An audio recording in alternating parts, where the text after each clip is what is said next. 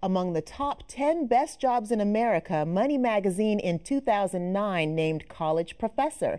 We'll find out about a program that's multiplying the number of minority business professors in the U.S. and how it might work for you next on Black Issues Forum.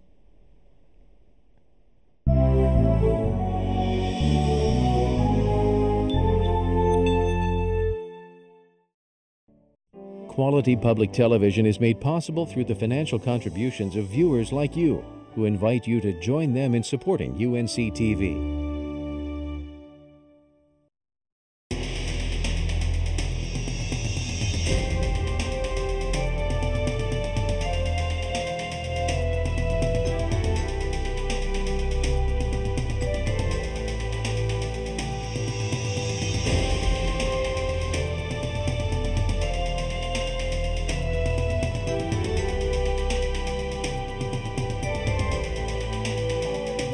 Welcome to Black Issues Forum. I'm Deborah Holt-Noel. In our nation today, jobs are a top concern. So finding work that provides great pay, growth prospects, and is meaningful may seem elusive. But CNN Money in 2009 used that criteria to identify the best jobs in America. And you might be surprised to learn that number 3 on the list is college professor. Today we're going to talk about a program that is working very successfully to prepare more minorities for work as college professors in business schools. It's called the PhD Project. And today's guests are here to tell us how it works so you can find out if it could be a choice for you. I'd like to welcome Bernie Milano, president of the PhD Project and president of the KPMG Foundation, based in Montville, New Jersey. We also have Dr. Lisa Owens-Jackson, an associate professor of accounting in the College of Business and Economics at North Carolina A&T State University, and Dr. Pamela Carter, an associate professor in the Department of Management at the university. To all three of you, welcome once again. Thanks for having us. Absolutely. Well, Bernie, I'm going to start with you. Okay. What is the PhD Project and why was it started? I'll do that in reverse. Okay. It was started because those of us in the corporate world were trying to have a more diverse workforce. And as we went to universities, we were finding very few African, Hispanic, Native Americans who were studying business. And even though it had been 30 years since civil rights legislation, programs had been run, but nothing was really changing. We thought, well, maybe if we had diversity in the front of the classroom, maybe if we had an African-American professor, it would attract more African-Americans to study that particular business discipline. So that's why we started. We started in 1994.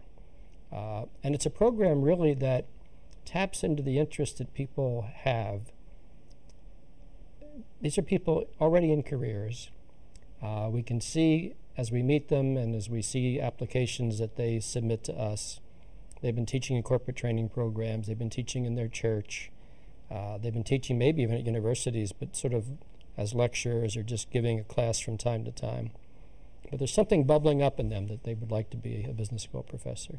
So that's what we're tapping into. It's really a marketing program. We're marketing a career as a professor to people already in careers.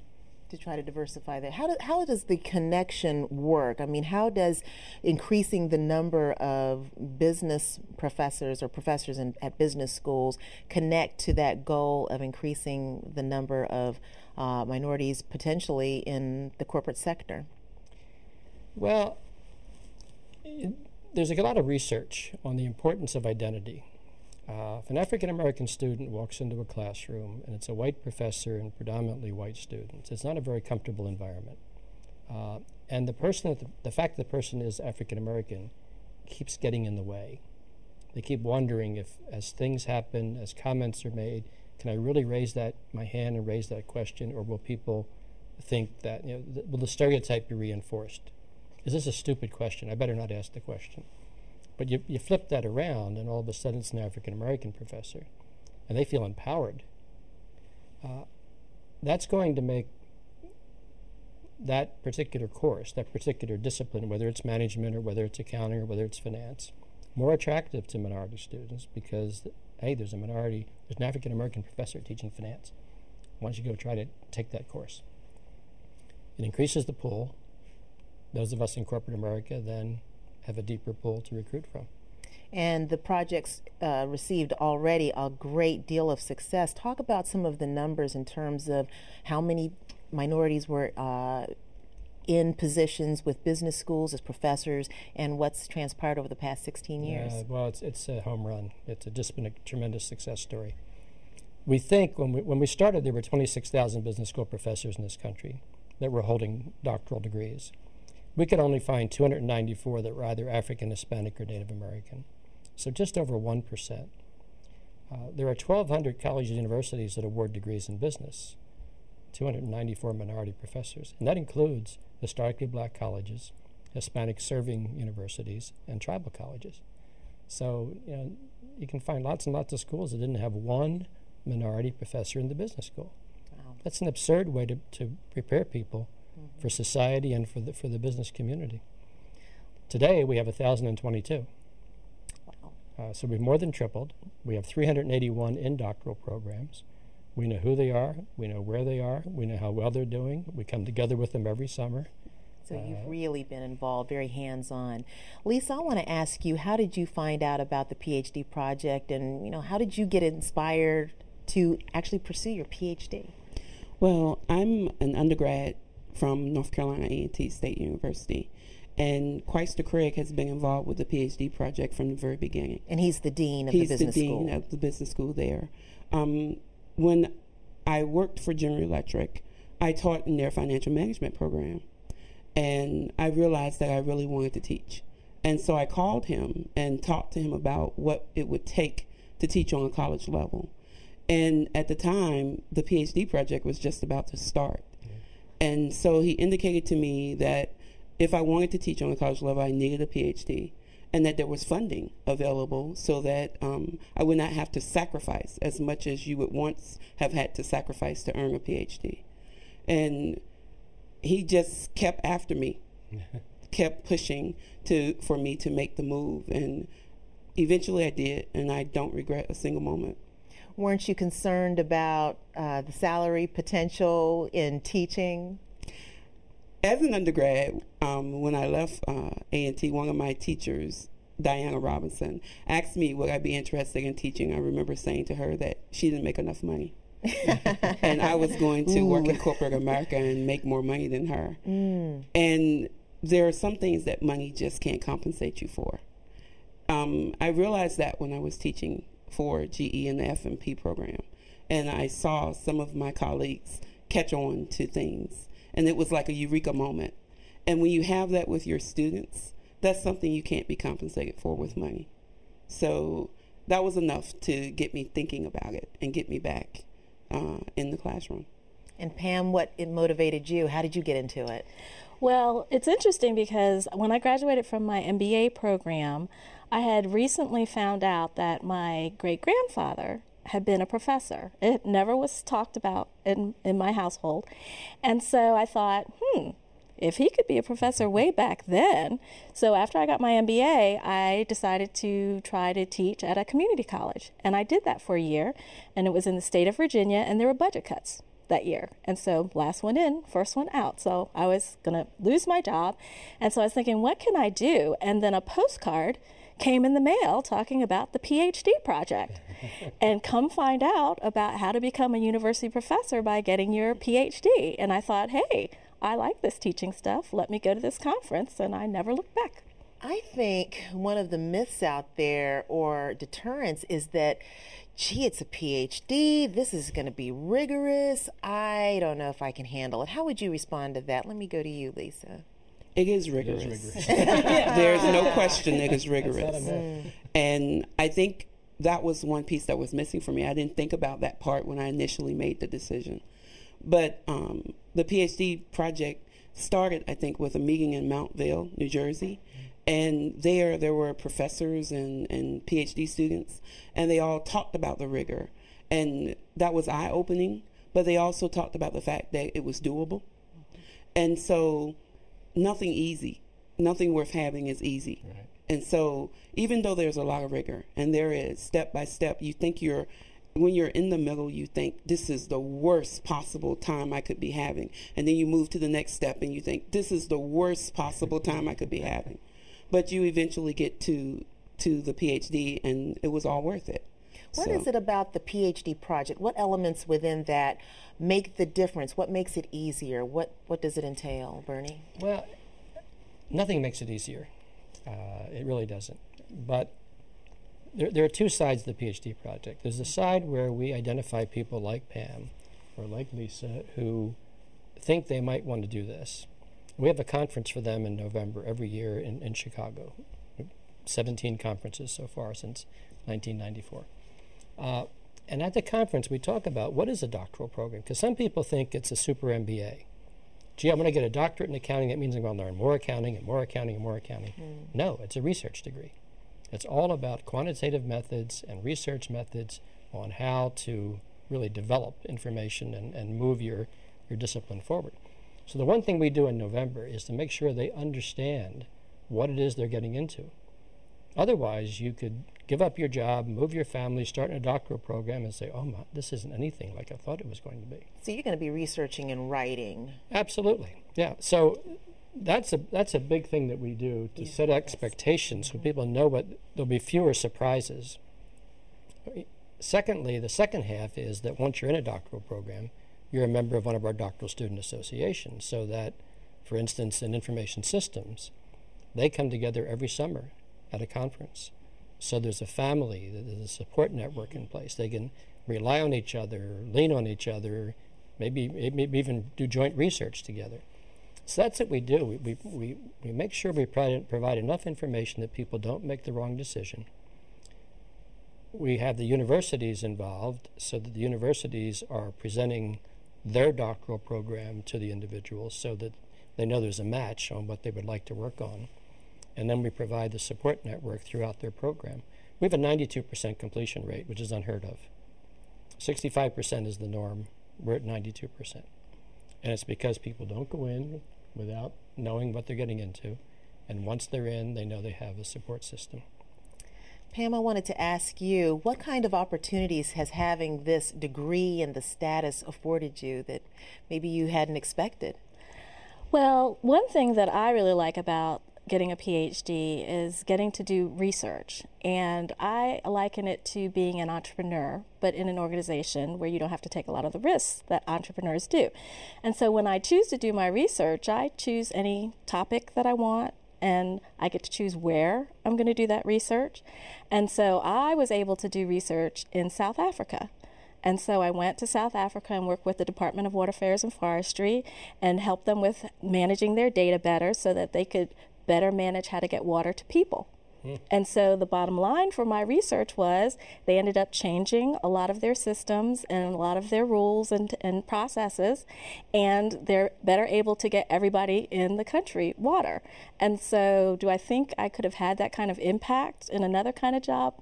Probably not for me, because that meant a lot for me. And I went to South Africa 3 times for weeks at a time, got to see the country that I may not have ever done that, met lots of great people, really learned things from the inside. And so that has been just a great thing to do. And I know, Lisa, you had mentioned being able to stand in front of those students while you're teaching at North Carolina A&T State University. Talk about how you've received kind of their impression of you. Can you tell that you're making a difference by your presence there? I think I can, and I'm very surprised sometimes when they come in my office and they see my degree from A&T, and they go, "You went here?" It's like, you couldn't have possibly gone to school here. I think it gives them the impression that if I went there and I'm standing in front of the classroom and I work for a Fortune 100 company, that they can do those things too. Bernie, talk a little bit about North Carolina A&T State University's relationship with the PhD project. Well, you know, the dean, Quaister Craig. Quaister is an icon in business education. He's been the president of almost any association you can think of, whether it be an honor society or the Association of Deans. So he's a person I've leaned on right from the beginning, both for the PhD project as well as 2 other major programs that we're running. So he has been a real confidant. It is not only the best, in my opinion, the best business school in the HBCUs. It's one of the best business schools in the country. Forget whether it's an HBCU or not. So he his perspective is just so important. His counsel is so important. Many of the faculty, he has an interesting approach to faculty. If he has faculty who are really good, like Diana Robinson, like Jerry, who are really good but don't have their PhD, he encourages them. Some deans will keep them, knowing that they don't have very much of a career path, but not Dean Craig. He'll say, you are really good at what you do. You should get your PhD. And in fact, you're not coming back next year. You're going to go get a PhD. And then he will deal with heads of doctoral programs at universities that he thinks fit what these folks want to do. It sounds like there's some serious mentoring going on. Oh, he's amazing. Is that part of the He's project? mentoring my wife. My wife's in he is. My wife's in a doctoral program. Is that right? Oh, yeah. And he's hooking her up with people in Montgomery, Alabama about the lab school at Alabama State University. I mean, he has a heart that this is like bigger than he is. He's an amazing, amazing person. This project is nationwide. Are there other North Carolina schools that are involved right now? Oh, yeah. We have over 200 universities that are involved. In fact, I can't think of a university that's not involved because they all would like to have greater diversity among their faculty. They all are encouraging their students to at least take a look at what we're doing. You made a comment, Elisa, that I have to go back on. Because there's a couple of myths that exist. In fact, someone I talked to as I was entering your facility today, she said, oh, don't you have to have an MBA before you get a PhD? See, that's one of the myths. So let me try to identify the myths, and I always forget one. I'll try not to forget one of them. First of all, you do not have to have an MBA or any graduate degree to enter a doctoral program in business. You can go right from undergraduate in. Secondly, people think it's expensive because, after all, going to college is expensive, and MBA is expensive. Universities do not charge tuition, they do not charge fees, and they give a doctoral stipend. Wait, I need you to hold the phone on that. Can you explain how that works? How can that be? Well, it's because here you have two people who worked in the corporate world. If they then had to leave the corporate world to pay tuition, pay fees, the opportunity cost would be too great. So the business schools understand that in order to continue to have business school professors in the future, you have to have doctoral students. And they waive tuition, they waive fees, and they give doctoral stipends. What was your stipend at Oklahoma State? But that was several years ago. It was $15,000. Yeah, well, stipends can go up to as high as $36,000. So you can be that full-time student and dedicate yourself to obtaining that degree. How long did it take you?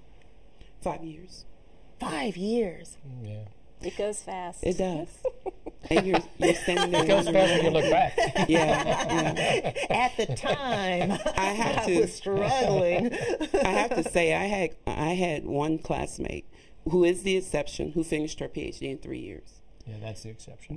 She was the exception, and after she finished, talking to her, she said she wished she had taken longer, because the experience of doing research and working with your faculty is invaluable, and it really does develop skills that you're going to need later in your career. And she felt like she had undermined some of her skills by running through the program rather than taking the time. Yeah. Can I just say something about that? I'm only halfway through my myths. Oh, I'm trying to get back to the myths. I'll come back to the myths.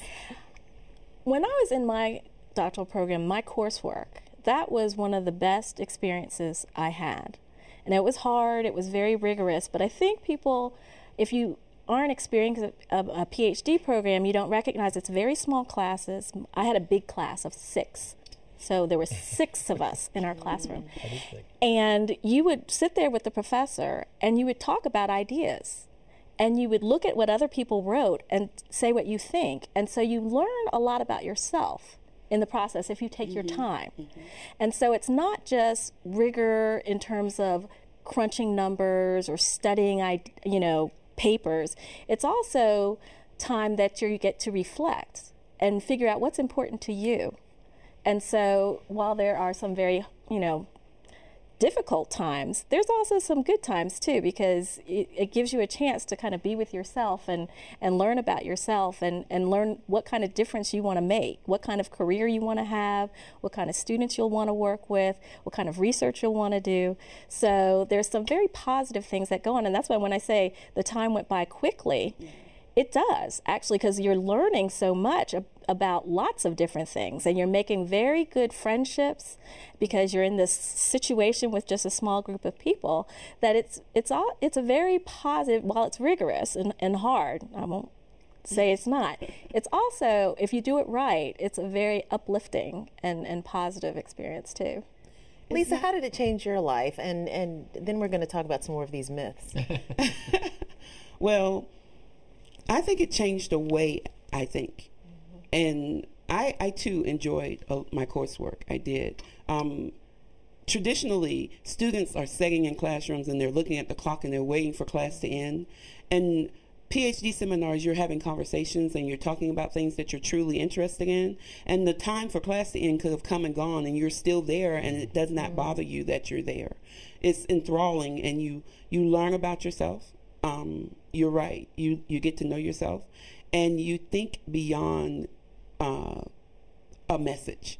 For instance, I no longer watch the news the same way I used to, because part of the PhD program is learning a statistics skill set and economic skill set, and that those skills help you to think beyond what is quoted to you in a newspaper or on a TV program. And you stop and you think, I'm not like everybody else anymore because I'm thinking differently. And that's an important transition. Let's hear about some more of those myths. Back to the myths. Well, I mentioned the one myth, undergraduate, write-in. Secondly, no cost, in fact, a positive cash flow. The third myth, people think because people get PhDs in chemistry and biology and physics by going right through school, and undergraduate, graduate, stay in school, they think that they're too old, that the break is not going to be acceptable. The truth is that to be a business school professor and really be good at it, you have to have some relevance to the theory. And the fact that you had worked in GE and you had taught financial management, when she talks about issues and problems and principles of business, she can then have war stories to go along with it because she lived through it. She's applied it. And that's probably a big one, that age concern. But we have people who are starting doctoral programs in their early 50s. And we have another dean we work with, Melvin Stith, who's a dear friend of Pamela's because he was the dean at Florida State while she was in a doctoral program there. And someone raised the question at one of the conferences. She said, excuse me, I'm 47 years old. If I start a doctoral program, I'll be 51 when I'm finished. And there was this big hush, 400 people, big hush. And he said, you're going to be 51 no matter what you do. Now, the question is, what do you want to do after you're 51? And she entered a doctoral program. She's now a professor. So that was the third myth. The fourth myth, which you talked to Lisa about, is business school professors are handsomely compensated. Handsomely compensated. There is a huge shortage in this country of business school professors, number one. Number two, if you're African or Hispanic or Native American, you have a double demand factor. One, there's a shortage, and secondly, everybody would like to have more diversity in their faculty. So it is, I hate to quote numbers because depending on where you end up teaching, it can be all over the map.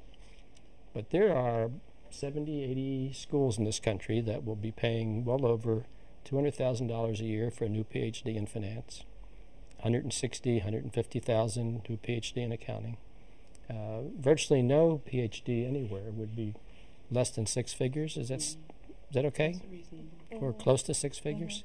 So it isn't like when you read articles about people who teach, you think you have to take a vow of poverty.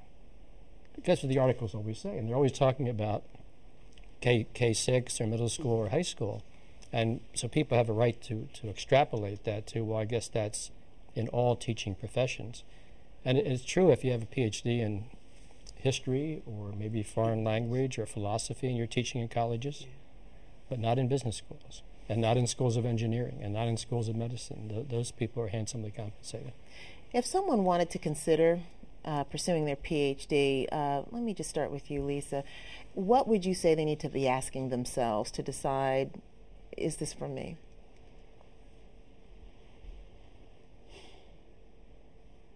I think they need to ask, are they willing to sacrifice the time up front? And they need to they need to think beyond the initial decision. It is a lot of work, hard work, and it requires much more than being in front of the classroom. I'm going to close this out by asking you, Bernie, to just share with people very quickly, how can they find out about the project? We have a great website, phdproject.org. It's linked to all the universities that have doctoral programs. It's linked to people like Pam and Lisa, who are current faculty, current doctoral students. So you can actually get right to an individual at a university doing what it is you're thinking about doing to get firsthand information. Terrific. Thanks, all of you. Thank you. I'd like to thank Bernie Milano, Dr. Lisa Owens-Jackson, and Dr. Pam Carter for coming out today. If you'd like to learn more about the PhD project or any of the programs here at Black Issues Forum, visit us online at UNC-TV.org/BIF. There are links to email us your comments and to also join us as fans of BIF on Facebook. You can also call us on the BIF line at 919-549-7167. Be sure to meet us right back here each Sunday afternoon at 4:30 for Black Issues Forum. I'm Deborah Holt Noel. Thank you for spending your time with us.